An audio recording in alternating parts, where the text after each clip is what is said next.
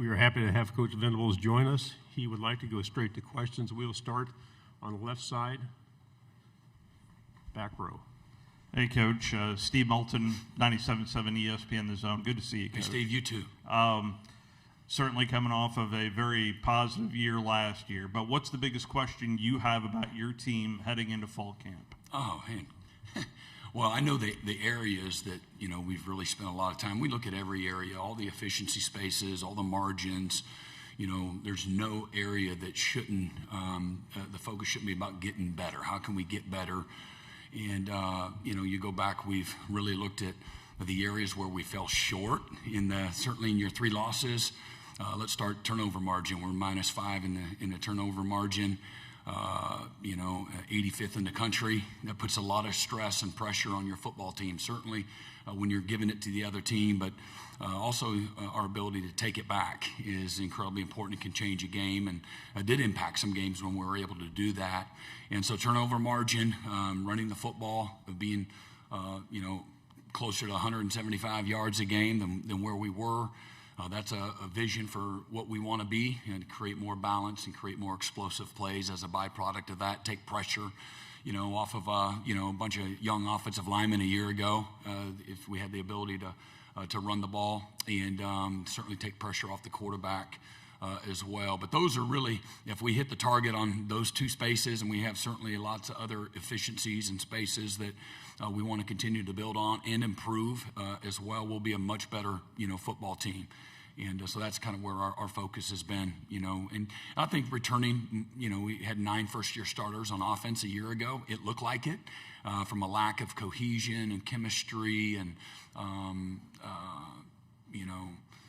rhythm that any great unit's going to have. And so this year I think we have 7 or 8 returning starters there, with the addition of some of the most experienced players in college football, Terrell Harris and Marion Harris, right tackle from Arkansas as well. And then returning, a year ago we didn't know a whole lot about our kicking game and where we were going to be, and certainly we had the Lou Groza Award winner and all-SEC punter and Grayson Miller as well as Satania, that really was outstanding in the return game. So taking care of the ball, running the football better, being a little better on third downs, with our defense, and then, doing a better job complementing each other, just, top to bottom. Right side, second row. Hi, Coach. Good to see you. Yes, sir. You, Coach. You too. AP Stidham, AP as we see it. Coach, what do you know about playing in the big house? And would you say a few comments about Taylor on your defense? Yeah. What I know, I've never been to Michigan, and I know the challenge of it. I know they won the national championship just a few short years ago, and they've recruited incredibly well. I know that. That's one of the. I'm really looking forward to that trip, just as a longtime loyalist and traditionalist to the game of football. The history, the tradition there takes a backseat, to nobody, and so that part of it's cool. But it's not a nostalgic trip. This is a business trip, and you got a championship staff in Michigan, and what Coach has done there is, again, second to none. And again, they got a fantastic roster. We saw it up close and personal in Norman. Got tremendous challenge. They have some new coaches, so new what changes that new schemes, and probably some surprises along the way as well. And but something we're really looking forward to. And then Taylor Wine, man, I can't say enough good things. What an amazing example of belief, of development, of toughness, of a guy having the ability to block out all the noise, a gratefulness for his opportunity. When we offered him, we had a guy decommit late in the recruiting process, and we offered him his senior year while he's in the playoffs. So December of his senior year, we offered him a scholarship. He wanted to commit right on the spot over the phone. I was like, whoa. Let's meet each other. Let's have one date. And but he knew he wanted to be a Sooner, and he's a developmental guy. He put the work in, and going into last season, as I was talking earlier about Taylor, and going into right after spring football, he comes to see me and Jim Nagy. He said, any chance I can, he's one of the lowest paid guys on the roster, okay? So in fairness to him, and he says, any chance I could get some incentives? I'm like, no, there's no chance you can get incentives. And we really did. We were out of money for that cycle, and already hit our budget. And I love Taylor, and he lives in the building, and has since he got there. And I think it's important to know the backstory of this guy and how hard he has worked for his opportunity, his readiness and preparedness for his opportunity when it came. His work wasn't conditional on whether or not you gave him his playing time when he wanted it. He just put the work in. And through a lot of hard moments along the way, our Mason gets kicked out of the Temple game because of a targeting, and then he tears his quad a few weeks later in the Tennessee game. Next thing you know, this guy leads our team, has 7 sacks, 15 tackles for loss, is all SEC, and has continued to be exactly who he's been. He's like a coach in the building every day. And this was prior to being really successful. He just has got a guy with gratitude, and I'm going to maximize the opportunity that I have. He knows that he's on a short shelf life, and he's willing to put the work in every single day. But his give a crap meter is incredibly high. It's through the roof. And when you care more, you do more. When you care more, you elevate people. And that's what Taylor's done. He's elevated our program. He's elevated our defense. He's defended the standard in our building each and every day. And now his success kind of validates, the work. Okay, the sacrifice, the leadership, the belief, the patience, all those things that go in to becoming a really good player. It takes what it takes, and he's an epitome of that. Second row, left side. You mentioned R. Mason. We're from Kansas City, so just kind of talk about, Chiefs take R. Mason Thomas in the second round, what the Chiefs are getting in R. Mason, and what they can kind of look forward to coming up here. That was a great pick. He's gonna fit in tremendously well with Spag's defense. We're very similar in the multiplicity and the ways that you can use R. Mason.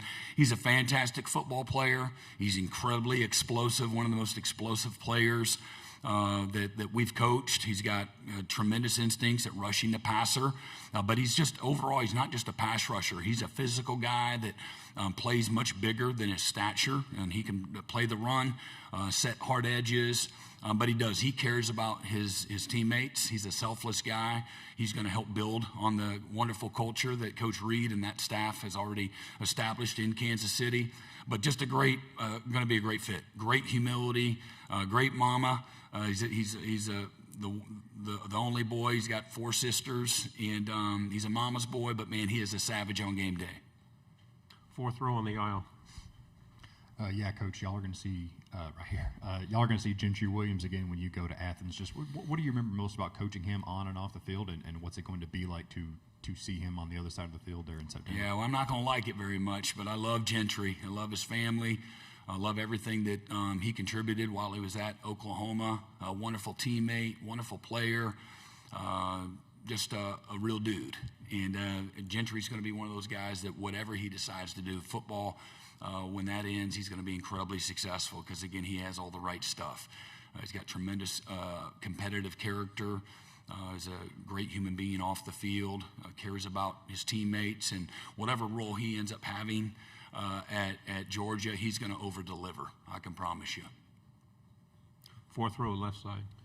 Tyler Shaw with KBTX and Bryan College Station. I know Texas A&M, one of the teams coming into Norman this year. And then I don't know what you've seen from their offense and their new offensive coordinator, Holman Wiggins. I don't know how much you know, maybe with some of your battles with, when he was in Alabama and you at Clemson, but just kind of what you see from him and what their offense was. Yeah, he's a winner. I'd say that. And he knows how to win. Coach Elko's not going to hire any duds. And so he'll do a great job. Colin did a wonderful job of establishing who they want to be identity-wise and tough and physical, create explosive plays in both the run and the pass game, the +1 run game. I think they understand what playing complementary football looks like, and going to be a great, great challenge. I know they lost a lot of guys up front, but they also signed a bunch of real dudes as well. And so it would be a line of scrimmage type of game, without question, knowing who Coach Elko is and what has been established there in College Station. Right side, fifth row. Hey, Coach, Xavier McKnight with WWSB right here. Hey.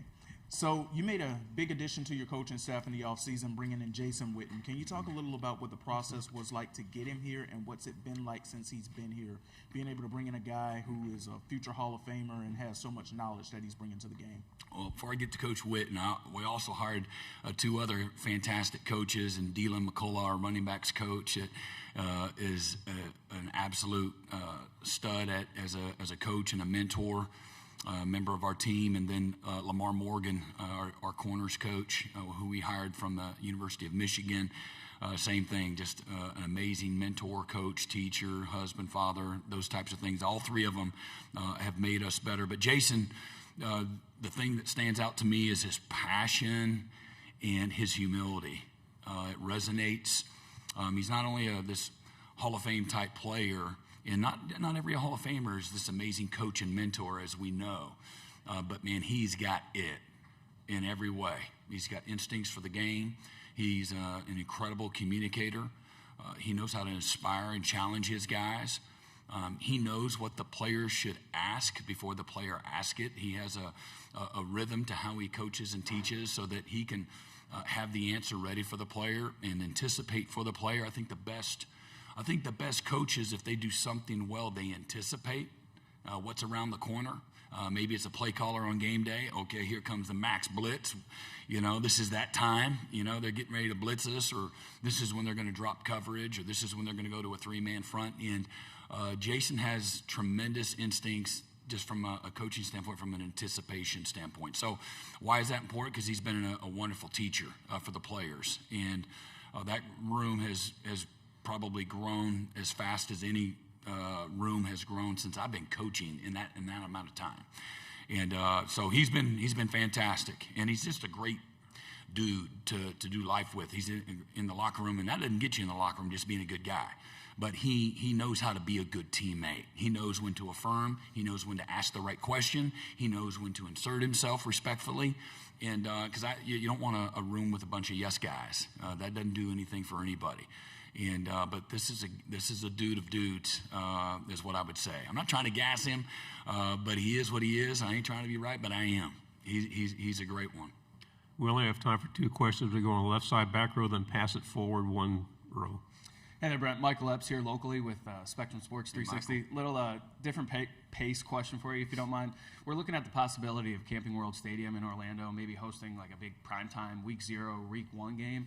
Obviously, you coached the bowl game there, and just wanted to ask you what that experience was like there in that city, in that venue for college football, and maybe the potential of it hosting a big-time neutral site game. Yeah, I've been there in the playoffs and had a bowl game there as well. Wonderful venue, fantastic. Our families loved it. Our players loved it. It was incredibly efficient. The stadium was packed, and just a beautiful game day field, and everybody in the organization that hosted both of those times that we were there was first class. Left side. Michael Cobble, WBRZ TV in Baton Rouge. Hey, Michael. Just curious, your experiences with the playoff scenario as it unfolds now, and has it affected your feelings towards the 9-game conference schedule? Listen, I like a challenge. We've got tremendous challenge this league, top to bottom. We know that. I don't need to stand out in front and be a solvent for the league. It speaks for itself. We're a great example of, look, man, just focus and control what you can control. Last year we needed to, I think going into November, I think the ESPN statistic, we know it's not really right, but at the end of the day, I think there was a less than 2% chance that Oklahoma was going to go 4-0. Tennessee, at Alabama, and then with Missouri and LSU to finish things up. But if we went 4-0 on the same graphic, it said we had a 98.9% chance of going to the playoffs. So, you can't get to 4 until you get to 1, and I love the challenge of, you're back against the wall, and this is a game of doing, it's a game of performance, it's a game of, earning your way, and certainly our guys did. That was our experience a year ago, and so I'm all for that. I don't think that whether you expand it, keep it where it is, it's still going to be awesome. People are gonna buy the tickets. The passion, the enthusiasm for the game of football has never been greater, and it won't be diminished whatsoever, no matter what happens with the playoff system. Coach, great job. Thank you very much. Wish we had more time for it. All right. Good to see everybody. Y'all have a great day.